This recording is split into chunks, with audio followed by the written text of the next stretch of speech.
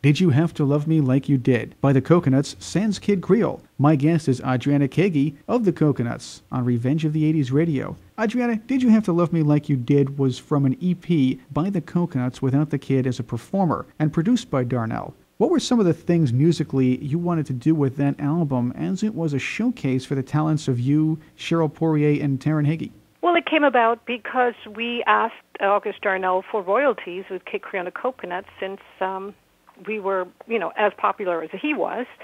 And he answered by getting us a record deal with EMI and our own solo album. In that solo album, we had some say, of course, what songs we wanted to cover, but he did write most of them, and he also produced the album. And that song, Did You Have to Love Me Like You Did, was originally written for the actress Natasha Kinski. Now, was that your choreography as well?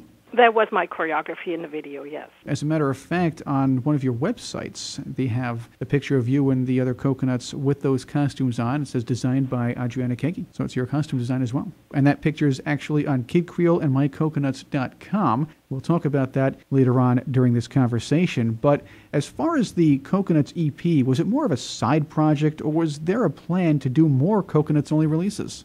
Oh, there was a plan to do more, and eventually we had our own section in the Kid Creole and the Coconuts show where the Coconuts would sing 3 numbers.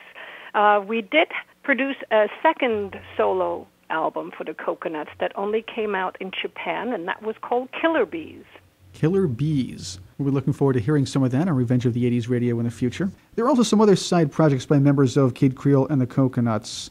Cody Mooney did a couple of those as well. Talk about some of that. Well, Cody Mooney always wrote songs for the Kid Creole and the Coconuts albums, but they became less and less and less, and eventually he was frustrated with that, and he went off on his own and got himself a deal with Virgin and produced an album called The Former 12-Year-Old Genius.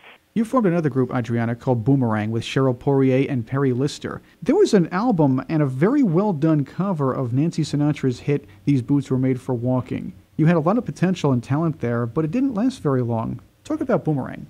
We created Boomerang out of frustration because we were tired of being with Kid Creole and the Coconuts and wanted to have our own band and produced by someone else. So we, Cheryl Poirier and myself, got ourselves a deal with Atlantic Records, and we asked our old friend Perry Lister, who was a Coconut for a minute and a half in the very early 80s, to join us. We went shopping for songs at Chapel Music and got a great producer out in L.A. and recorded the album.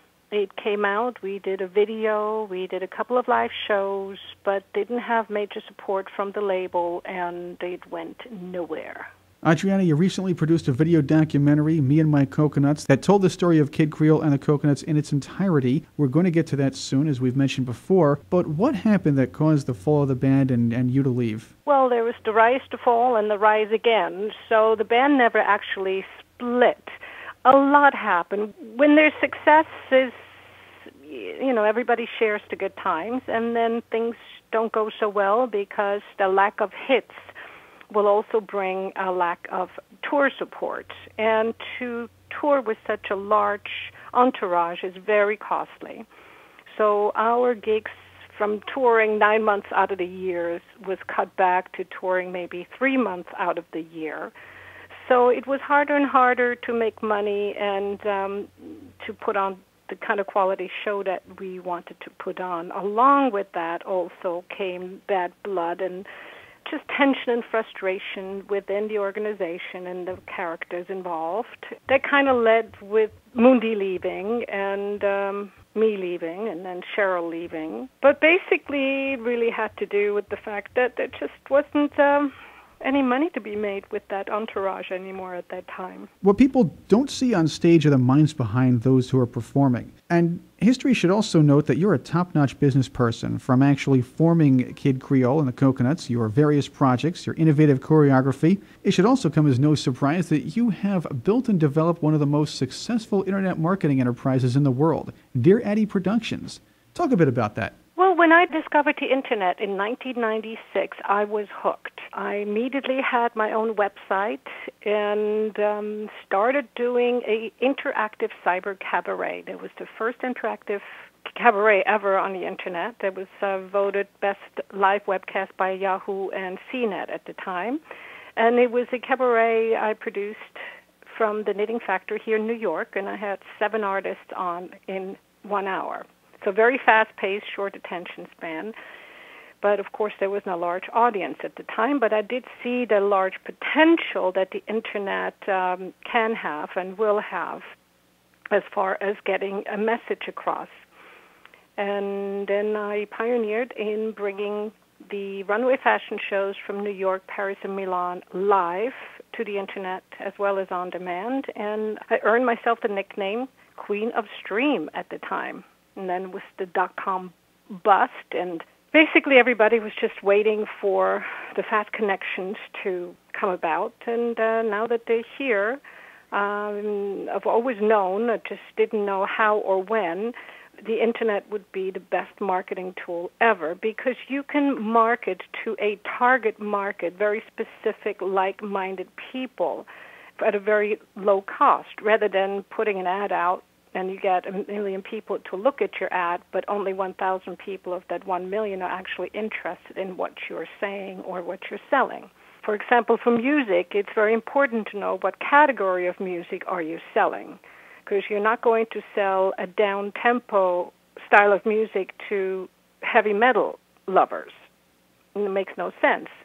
So you target all these people who like chill-out, lounge, down-tempo music, and you most likely will sell a lot more records that way. It's a very good niche marketing tool, the internet. I also do video blogs, and I use all major video sites as well as social media sites to get my message across or my clients' messages across. How did you harness the power of social networking for your clients? Well, it's very tedious. I call that micro-marketing. It's really creating a relationship with individuals, and a lot of them, so it's very time-consuming. In social media sites, people do not want to feel like you're selling them something. So you really have to create a relationship with them and see what they like, what they don't like, and then suggest things to them. You don't shove it down their throat. You suggest it. So it makes them feel like you're giving them a hot tip, like, a secret, rather than, here, buy this, because they'll get turned off by that. It's really about sharing information. If I come across a track that I really love, that I think you would love too, I would reach out to you and say, hey, check this out. I'm sure you're going to love it. Let me know what you think. Adriana Kaegi is my guest on Revenge of the 80s Radio. You were one of the internet pioneers. You talked about that with the streaming and, of course, the big award in 1988 for the Cyber Cabaret, but you were also around during that big .com bust. How did you survive that? I survived that by doing something completely different, because I knew it would take a while for it all to come back together again. And I started my own accessory line. I love to crochet. And I crocheted all these hats and handbags and scarves, and I had a showroom, and I sold to stores all over the world. They're all done with recycled fabric and one-of-a-kind pieces. Dear Addy Productions can be found on your website, dearaddy.com. What kind of projects might you be working on now? Well, I just finished my first documentary film. It's sort of a memoir called Kid Creole and My Coconuts. There's a website called kidcreoleandmycoconuts.com, and we are currently selling that. So look out. Should be out hopefully this year. And I am also finishing my new album. It's a down-tempo album, and it's called Tag, and the artist's name is simply Adriana.